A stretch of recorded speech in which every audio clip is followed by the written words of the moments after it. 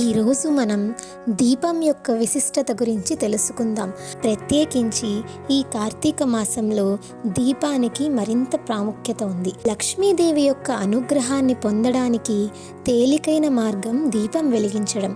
ఆ పరమేశ్వరుని అనుగ్రహం చేతనే ఈ దీపము లక్ష్మీ స్వరూపమై మనకు బాహ్యమునందు ఆరోగ్యాన్ని, ఆంతరమునందు శ్రేయస్సు కొరకు పరోపకారం చేయగలిగినటువంటి లక్షణమును మనకు ప్రచోదనము చేసి పుణ్యకార్యముగా సిద్ధింపచేయుగాక.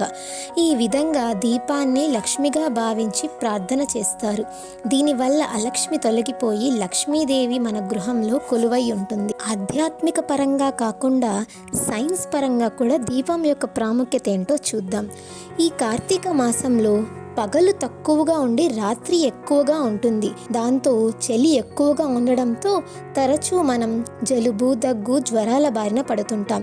కానీ రోజు ఇల్లంతా దీపాలు పెట్టడం వల్ల ఉష్ణోగ్రత పెరిగి అది మన ఆరోగ్యానికి ఎంతో మేలు చేస్తుంది. ఈ దీపాన్ని వెలిగించడం వల్ల మన చుట్టూ ఒక పాజిటివ్ ఎనర్జీ వ్యాపించి మన మనస్సు ప్రశాంతంగా ఉంటుంది. కార్తీక మాసంలో దీపం వెలిగించే సమయంలో ఈ శ్లోకం పఠిస్తే మరింత మంచిది. కీటా పతంగాః మసకాశ్చ వృక్షాః జలే స్థలే ఏ నివసంతి జీవాః దృష్ట్వా ప్రదీపం నచ జన్మ భాగినః భవంతి త్వం స్వపచాహి విప్రాః.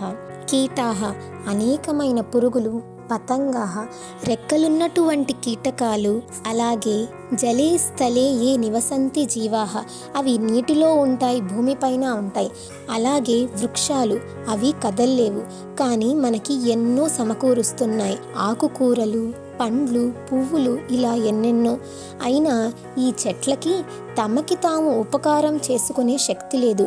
అటువంటి చెట్లు నేను వెలిగించే ఈ దీపపు కాంతి చేత అనుగ్రహింపబడుగాక, వాటిని తరింపజేయి అని ఈ శ్లోకానికి అర్థం వస్తుంది. ఈ కార్తీక మాసంలో సమస్త ప్రాణులు దీపం ద్వారా అనుగ్రహింపబడతాయి. అంత గొప్ప మాసం ఈ మాసమని ఈ శ్లోకార్థాన్ని శ్రీ చాగంటి కోటేశ్వరరావు గారు వారి మాటల్లో తెలియజేశారు.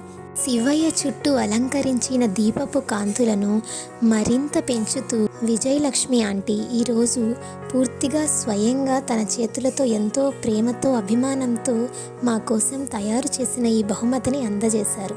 వారికి ప్రత్యేక ధన్యవాదాలు. ఈ కార్తీక మాసంలో మనం కూడా దీపాలు వెలిగించి ఆధ్యాత్మికంగాను, ఆరోగ్యపరంగాను అభివృద్ధి చెందుదాం. ధన్యవాదాలు.